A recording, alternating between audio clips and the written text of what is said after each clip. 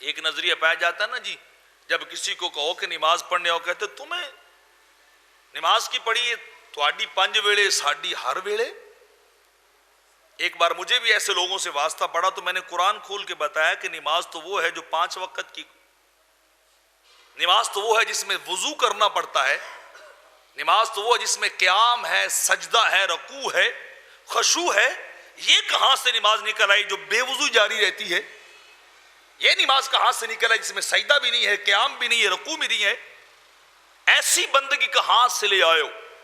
میرے آقا نے سجدوں میں راتیں گزاری ہیں، میرے آقا نے قیام کر کے بتایا سلو کما رأیتمونی اصلی، نماز اس طرح پڑھا کرو جیسے میں مصطفیٰ کو دیکھتے ہو۔